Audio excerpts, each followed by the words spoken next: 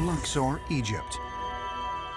Here lies the tomb of the world's most famous pharaoh, King Tutankhamun.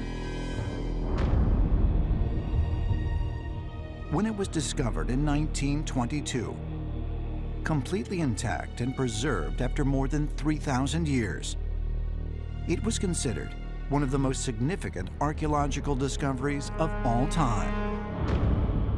But as spectacular a find as it was, almost a century later, new evidence has come to light that there may be much more to King Tut's final resting place than meets the eye. While examining high-resolution scans of the tomb, on September 28, 2015, British Egyptologist Nicholas Reeves found something remarkable: the possibility of two hidden passages connected directly to King Tut's burial chamber. There was a Spanish company who was recruited to scan the tomb of Tutankhamun in order to replicate it. It is through this high-definition photography scanning that Reeves noticed that on the north wall of the burial chamber, there are some cracks indicating the possibility of a door.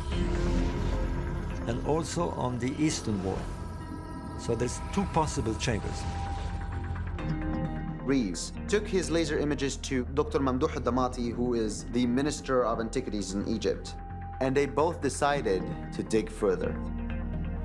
They used thermal scanning, which tells you the exact density of the wall at every part, and they have confirmed that they might have discovered another passway or a chamber behind King Tut's burial chamber. Whether there are more buried treasures beyond the painted walls remains to be seen. But if so, Reeves has a theory.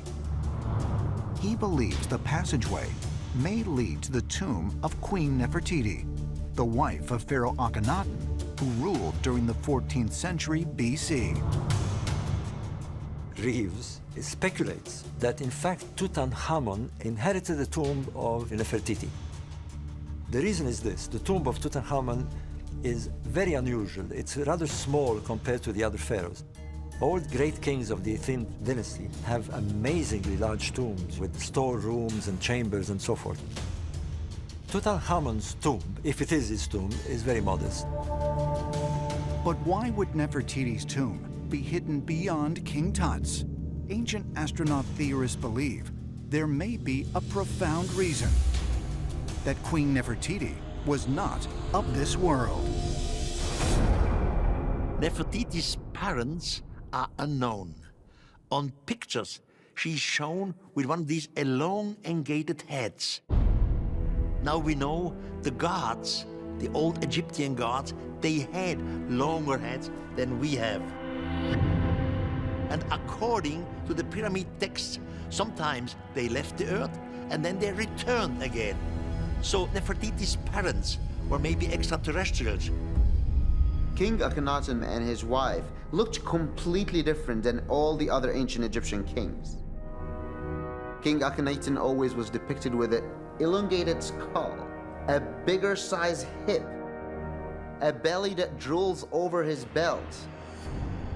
He believed that he wasn't a man, and he wasn't a woman, and he wasn't a king, he was just something else. The most unusual feature is elongated skulls. There's been a lot of discussions about what these skulls meant, whether they were literally elongated skulls or whether they were just decoration features. It's certainly very intriguing. It doesn't appear before or afterwards. So there's something rather odd about this, I have to admit.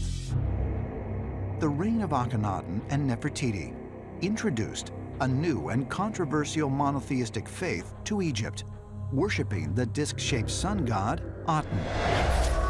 The Aten was described as this flying sun disk. Egyptologists are merely saying that this was nothing else but the sun. But the question is, can the sun instruct you in different disciplines?